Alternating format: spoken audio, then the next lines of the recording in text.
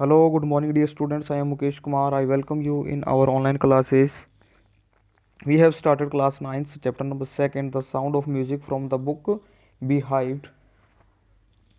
Yesterday we read about how Evelyn Glennie tells the author is to our discussion that man with the bushy beard give me trouble. मतलब क्या कह रहे हैं कि वो कहती है कि जो बंदा मतलब जिसके चेहरे पे दाढ़ी होती है बहुत बड़ी बड़ी, जिसका मतलब लिप्स भी दिखाई नहीं देते, उसको थोड़ा सा मतलब पढ़ना या उसके जो बात कह रहे हो उसको समझना थोड़ा ट्रबल देता है, बाकी तो कोई प्रॉब्लम नहीं है।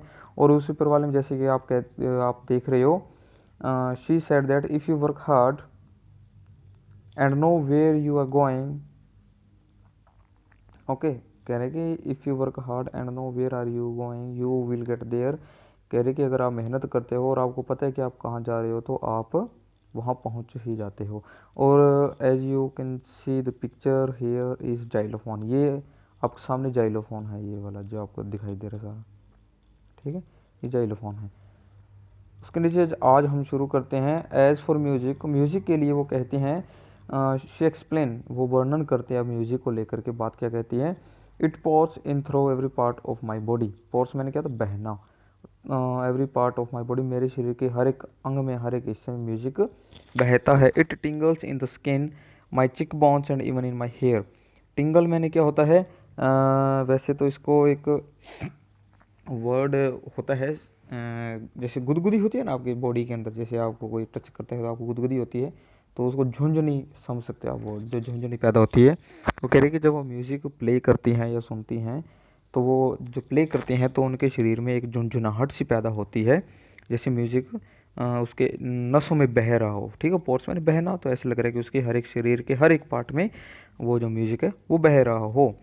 टिंगल्स in the skin my cheek bones. चिक बोन्स मैंने जो आपकी जो गाल होती है ना, वो हड्डियाँ होती हैं, आँख के नीचे वाले जो हड्डी होती है पार्ट होता है उसको बोलते हैं। And even in my hair, और वो अपने यहाँ तक कि बालों में भी म्यूजिक फील कर सकती है। She can place the xylophone, she can sense the sound passing of the stick into her finger tips.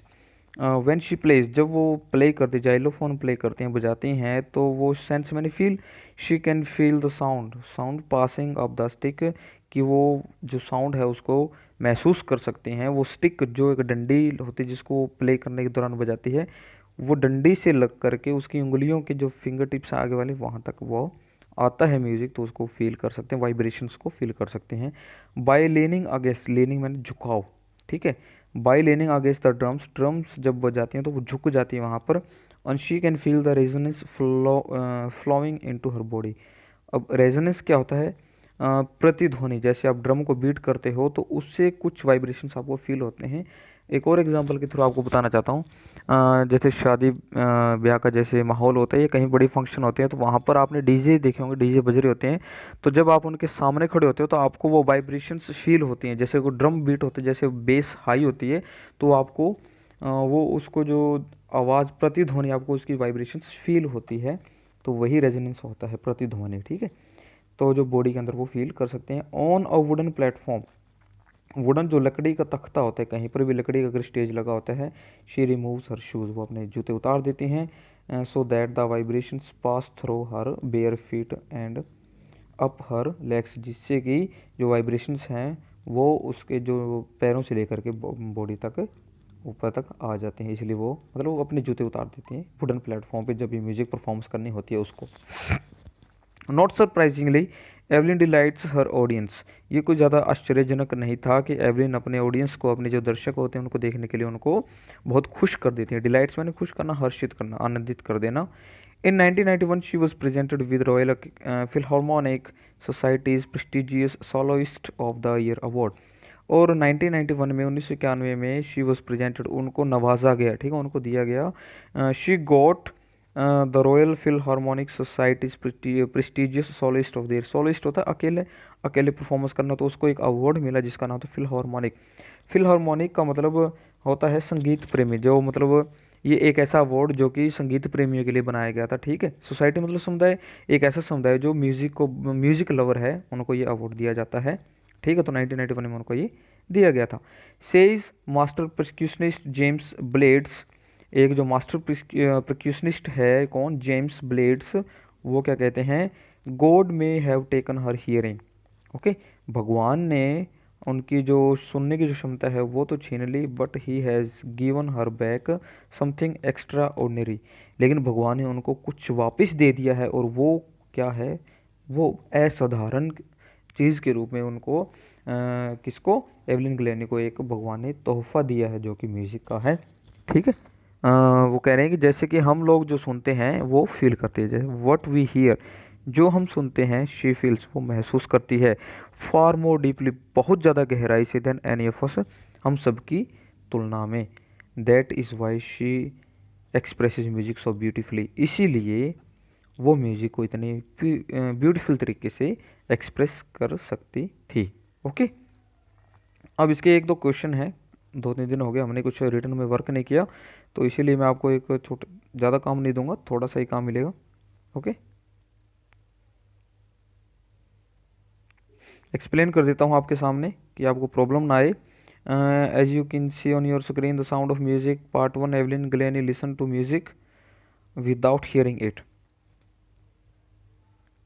First जो क्वेश्चन लिखने से पहले आप समझ लीजिए क्या है ऊपर, कह रहे हैं कि answer these questions in a few words और a couple of sentences each. कह रहे हैं कि जो नीचे दो क्वेश्चन दिए गए हैं, ठीक है, जितने भी क्वेश्चन होंगे दो, तो उनके आपने जवाब देने हैं कुछ एक शब्दों में, इन अ फ्यू वर्ड्स, और इन कपल ऑफ सेंटेंस, या कुछ एक सेंटेंसेस की, कपल मतलब एक आधा, मतलब कपल होना चाहिए, जोड़ा होना चाहिए, मतलब ज़्यादा बड़ा ना आंसर हो। ठीक है, कहने का ये भाव है।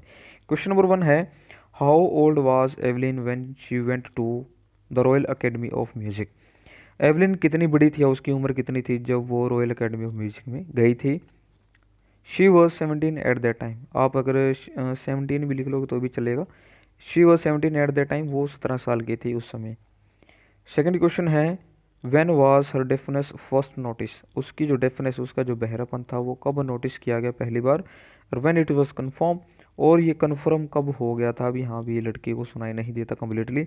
आंसर है, her deafness was first notice when she was 8 years old, उसकी जो पहली बार जो नोटिस किया गया डेफनेस को, उसके बहरेपन को, वो कब, जब वो 8 साल की थी।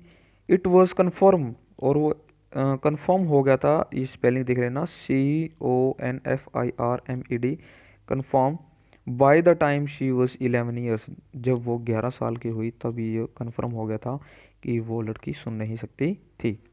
ओके, ये आपका होमवर्क रहेगा टुडे का। Thank you, have a nice day.